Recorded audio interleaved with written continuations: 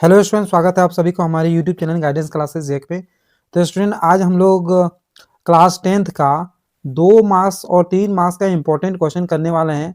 और इस वीडियो में हम सिर्फ 10 क्वेश्चन ही इम्पोर्टेंट किए हैं, जिसमें हमको ऐसा लगता है कि 80% 10 यहाँ पे 10 क्वेश्चन में 8 क्वेश्चन संभावना है कि आपके एग्जाम में आ जाने की। ठीक है, तो चलिए देर ना करते हुए हम लोग पहला क्वेश्चन को ही देखते हैं कि हमारा पहला क्वेश्चन जो है वो क्या है। ठीक है, तो हमारा पहला क्वेश्चन देख सकते हैं, यहाँ पे लिखे हैं कि तारे क्यों टिमटिमाते हैं। ये वेरी वेरी इंपॉर्टेंट क्वेश्चन है।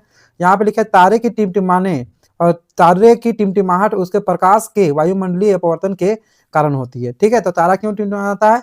वायुमंडल के अपवर्तन के कारण। हवा की परतों का घनत्व बदलते रहने के कारण तारों से चलने वाली प्रकाश की किरणें इन परतों से अपरिवर्तित होकर अपने मार्ग में से कभी कम विचलित होती है तो कभी अधिक विचलित होती है। इससे आंखों में प्रकाश कभी कम पहुंचता है तो कभी अधिक पहुंचता है, जिससे तारे टिमटिमाते नजर आते हैं। तो आप सभी समझ गए होंगे कि तारे क्यों टिमटिमाते हैं।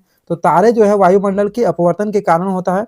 ठीक है, तारे टिमटिमाते हैं प्रकाश वायुमंडल के अपवर्तन के कारण। और हवा की परत का जो घनत्व होता है वो बदलते रहता है। ठीक है, तो बदलते रहने के कारण तारों से जो प्रकाश की किरण आती है उससे अपवर्तित हो जाती है। और अपवर्तित होते हैं तो अपने मार्ग में कभी कम विचलित होता है तो कभी अधिक विचलित होता है। इससे आंखों में क्या होता है कि प्रकाश जो है कम पहुंचता है तो कभी अधिक पहुंचता है, जिससे हमें ऐसा लगता है कि तारे टिमटिमा रहे हैं। ठीक है, तो आप सभी समझ में आ गया होगा कि तारे क्यों टिमटिमाते हैं। आगे देखते हैं, हमारा नेक्स्ट क्वेश्चन आ चुका है।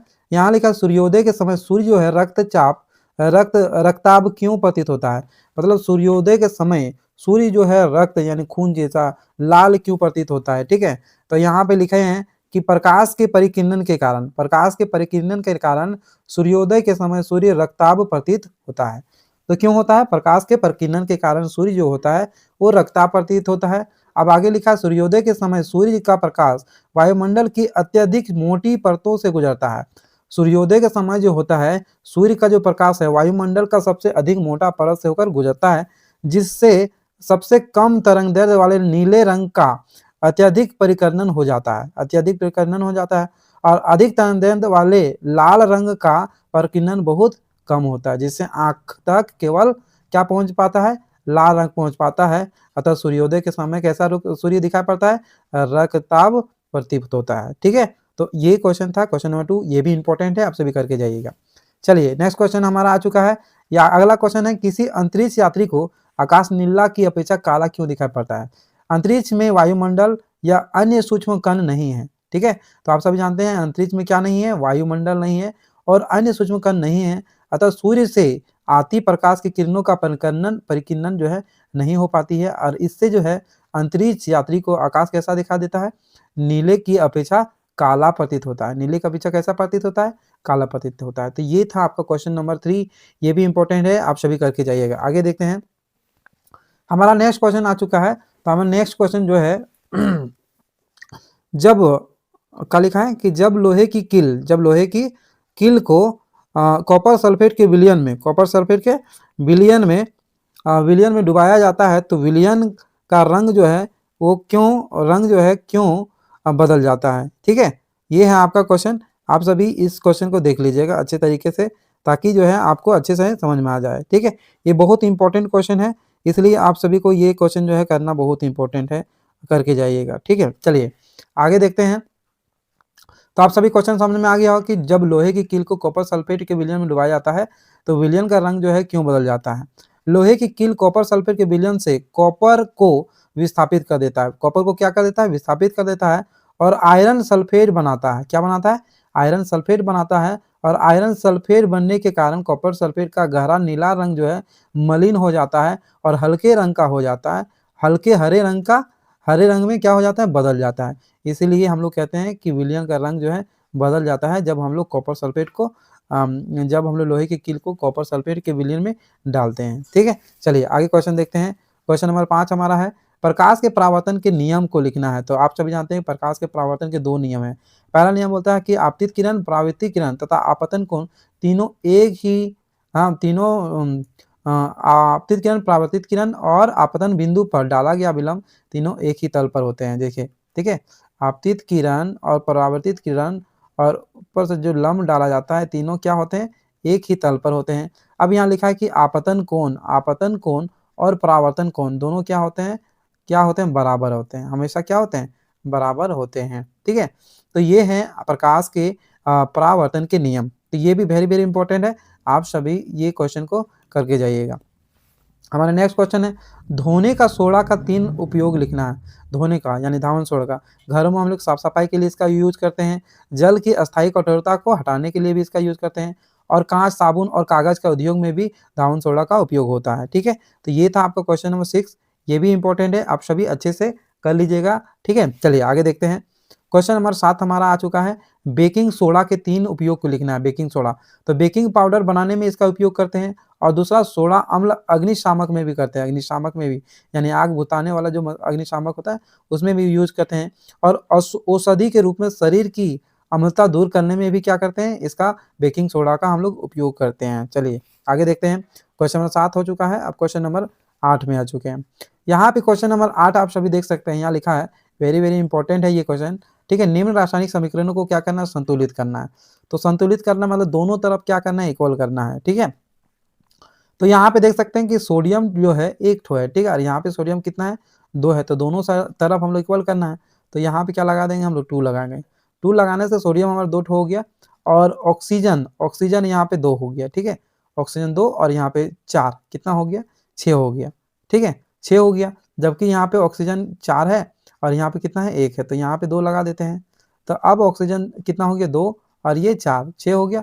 4 और यहाँ पे 2, 6 हो गया।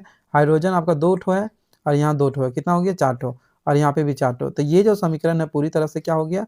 संतुलित हो गया, क्योंकि SO4 यहाँ पे 1 ठो और SO4 भी यहाँ पे है, ठीक है? तो ये आपका पहला नंबर का संतुलित हो चुका है। अब हम लोग दूसरा क्वेश्चन देखेंगे। यहाँ पे देख सकते हैं क्लोरीन जो है यहाँ पे 2 ठो है और यहाँ पे क्लोरीन कितना है? 3 ठो है, ठीक है? तो हम लोग क्या करेंगे क्लोरीन यहाँ पे 3 ठो दिखाई पड़ रहा है, ठीक है? और यहाँ पे 2 है, तो हम लोग यहाँ पे आगे 2 लगा देंगे। क्या लगा देंगे? 2, तो 2 दूनी 4 ठो हो जाएगा, है ना? 2 दूनी कितना हो जाएगा? 4 हो जाएगा, ठीक है? तो यहाँ पे भी हम लोग क्या करेंगे? 2 लगा देंगे। 2 लगाएँगे तो 2 तीन कितना हो जाएगा? 6 हो जाएगा। तो यहाँ पे भी हम लोग को क्या करना पड़ेगा? 2 की जगह 3 करना पड़ेगा। अब 3 दूनी 6 और ये भी 3 दूनी कितना हो जाएगा? 6, यानी क्लोरीन दोनों तरफ इक्वल हो गया। अब बेरिलियम यहाँ पे देखिए 3 ठो है और यहाँ पे बेरिलियम कितना है? 1 ठो है, तो यहाँ पे भी क्या हम लोग लगा देंगे? 3। अब 3 जैसे ही लगाएँ तो हमारा ये जो समीकरण है ये पूरी तरह से क्या हो गया? संतुलित हो गया। अब एल्यूमीनियम भी 2 ठो, यहाँ पे भी 2 ठो है, ठीक है? तो ये दूसरा नंबर का क्वेश्चन आप सभी को समझ में आ गया होगा। नेक्स्ट क्वेश्चन देखते हैं। यहाँ पे देख सकते हैं कि हाइड्रोजन जो है 2 है, यहाँ पे हाइड्रोजन कितना है? 1 है और यहाँ पे हाइड्रोजन कितना है? 2 है। तो यहाँ पे क्या करेंगे? 2 लगा देंगे। जैसे ही 2 लगाएँगे तो हाइड्रोजन हमारा कितना हो गया? 4 ठो हो गया। कितना हो गया? 4 हो गया। अब यहाँ पे 2 ठो है, तो यहाँ पे भी क्या लगाना पड़ेगा? 2 लगाना पड़ेगा। तो 2 और 2 मिलके यहाँ पे हाइड्रोजन 4 होगा। कैल्शियम यहाँ पे 1 ठो, यहाँ पे भी कैल्शियम 1 ठो। NO3 यहाँ पे ब्रैकेट में 2, NO3 2, यहाँ पे भी NO3 कितना है? 2 ठो है, ठीक है? यानी कुल मिलाकर देखा जाए तो ये जो तीसरा नंबर का जो समीकरण है, ये भी आपका संतुलित हो चुका है। आगे देखते हैं। यहाँ पे देखते हैं Fe जो है 3 ठो है, तो यहाँ पे भी क्या लगाएँगे? 3 लगा देंगे। अब 3 लगाने से H हाइड्रोजन जो है 2 ठो, यहाँ पे भी 2 ठो है। अब यहाँ ऑक्सीजन कितना है? 4 है। कितना है? 4 है, तो फिर आपको ऑक्सीजन को क्या करना पड़ेगा? यहाँ पे भी 4 लगाना पड़ेगा। जैसे ही 4 लगाएँ तो हाइड्रोजन आपका 4 दूनी कितना हो गया? 8 हो गया। तो यहाँ पे भी क्या लगाना पड़ेगा? 4 लगाना पड़ेगा। तो ये भी आपका समीकरण जो है पूरी तरह से संतुलित हो चुका है। आगे देखते हैं। हमारा नेक्स्ट क्वेश्चन है, CH4 है, ऑक्सीजन है। फिर यहाँ पे देख सकते हैं ऑक्सीजन 2 ठो है, यहाँ पे भी ऑक्सीजन 2 ठो है। लेकिन हाइड्रोजन यहाँ पे 4 है, तो यहाँ पे भी कितना लगाना पड़ेगा? 2 लगाना पड़ेगा। अब जैसे ही 2 लगाएँ तो यहाँ पे ऑक्सीजन जो है 2 और यहाँ पे 2 मिलके कितना हो गया? 4 हो गया। तो यहाँ पे भी कितना लगाना पड़ेगा? 2 लगाना पड़ेगा। ठीक है? 2 लगाएँ, जैसे ही 2 लगाएँ तो ये समीकरण पूरी तरह से क्या हो गया? संतुलित हो गया।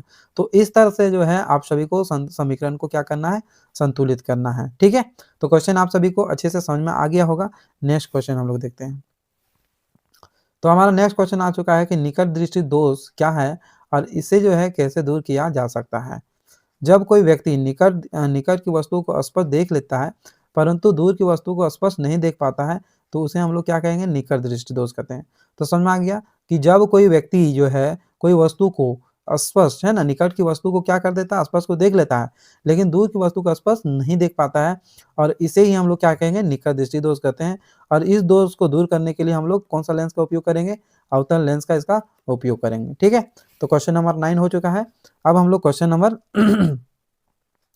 10 में आ चुके हैं, ठीक है? तो क्वेश्चन नंबर 10 आप सभी देख सकते हैं। यहाँ पे लिखा है कि उदासीन अभिक्रिया क्या है? उदासीन अभिक्रिया क्या है? ठीक है? तो उदासीन अभिक्रिया क्या है? और एक उदाहरण देकर इसको क्या है समझाना है। वह अभिक्रिया जिसमें अम्ल और क्षारक का अभिक्रिया करके लवण और जल बनाता है। वह अभिक्रिया जिसमें अम्ल हो और क्षारक दोनों का अभिक्रिया करने से क्या बनता है? लवण बनता है और जल बनता है। तो वैसी अभिक्रिया को हम लोग उदासीन अभिक्रिया कहते हैं। जैसे अम्ल की बात करें HCl हाइड्रोक्लोरिक अम्ल, ये अम्ल हो गया। अम्ल के साथ में हम लोग क्षारक जैसे सोडियम हाइड्रोक्साइड, इसके साथ हम लोग क्या करेंगे? अभिक्रिया करेंगे, है ना? अभिक्रिया करते हैं तो यहाँ पे NaCl बन जाएगा। क्या बन जाएगा? NaCl और साथ में जल भी बन जाएगा H2O। तो ये है आपका समीकरण। तो आप सभी ने देखा कि हमने जो है सिर्फ 10 क्वेश्चन ही इंपॉर्टेंट किए हैं। इन 10 क्वेश्चन को आप सभी करके जाइएगा क्योंकि आप सभी के पास समय बहुत कम है, इसलिए हमने ज़्यादा क्वेश्चन को इंपॉर्टेंट नहीं किया है। बाकी और सारे वीडियो में हमने बहुत सारा इंपॉर्टेंट क्वेश्चन को करा दिया है। 5 मार्क्स का जितना भी क्वेश्चन करवाया है उन सभी क्वेश्चनों को करके जाइएगा, ठीक है?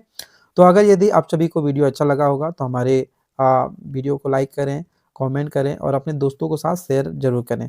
तो चलिए फिर मिलते हैं अगले वीडियो में, तब तक के लिए love you all, take care, bye bye, जय हिंद, वंदे मातरम।